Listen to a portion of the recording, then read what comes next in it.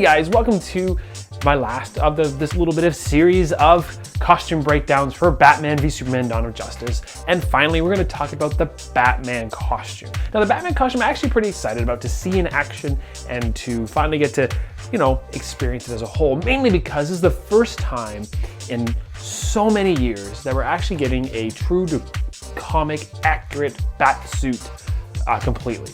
Now, starting back off when the first Batman movie took over on film was the 1989 Tim Burton film. And that really introduced the concept of a rubber-suited Batman, a black and fully all black. But this is the first time the Ben Affleck version of the Batman. We have the gray suit, we have a huge, just plain black logo. And I don't mind the logo, it's very comic accurate. There's so many versions of the Bat logo in all the user comics. Same with the Superman suit. When a lot of people complain about the initial S that was used in Man of Steel, again, there's just so many versions that they pick the one that they like the best for their storytelling. So it's the same with Batman. The biggest thing that, which we'll go through the quick breakdown, that I'm unsure about obviously is the ears. But overall, the whole costume looks amazing. It looks very fluid. It's fabric. It's very, very comic book, authentic, and accurate, and I hope everyone's very excited to see that. But breaking it down very briefly, because again, Batman actually has 3 costumes in this film as well. You have the Nightmare outfit with the leather jacket and the cargo pants, and of course you have the big armor based on the comics as well, which is pretty authentic actually when you compare those two together. So, but just the basic suit is pretty interesting. The cowl is probably the part that got the most people wondering whether they liked it or not. And that's mostly because the smaller ears.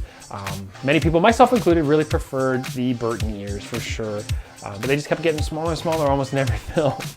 But the cowl itself is pretty nice. It does the job. It looks like Batman. It looks really good. It really pronounces the chin aspect and everything. And it does lay down on the shoulders quite nice. Followed by, of course, a leather cape, which is nice to have back. The leather cape was always something that gave a little bit more that whole heroic flutter weight to Batman that the velvet cape from the previous films didn't do. So the gray suit itself is actually quite nice and interesting. It does have a texture to it, and it does have a kind of a silvery, shimmering texture to the overall quality of it. But I quite like it. It does fit the aesthetic of the superheroes with textures, but thankfully it's still away from the whole repeating pattern of little bat symbols or something. So I quite like that. I'm really happy with it. The utility belt looks really amazing, looks really great. It's again a combination of like hard black colors and the gold colors and leather textures and everything like that. But it does its job. It's not overly bright, but it's also not as subtle as some of the previous ones, but it's got the big pouches on the side, which is something that was kind of missing in the previous ones as well. And then of course, now the pants, no briefs or shorts or anything on the outside. It looks pretty good.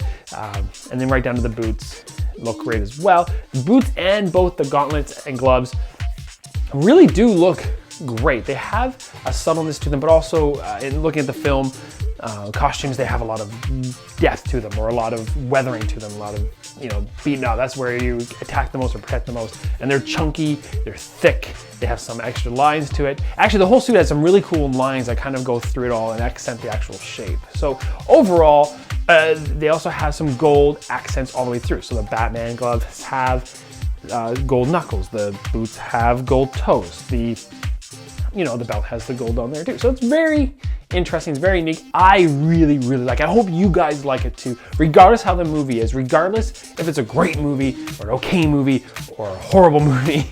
The Batsuit looks amazing, and I think Ben Affleck really pulls out the best parts of that costume completely. I'm really excited to see it in action. The one trailer that showed it in action was amazing, and it just looks really, really good.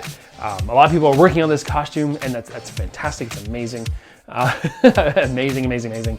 But really, when you look at it, it's probably one of my most favorite Bat costumes at this point. I really do like it. I like the way it looks, like the way it moves.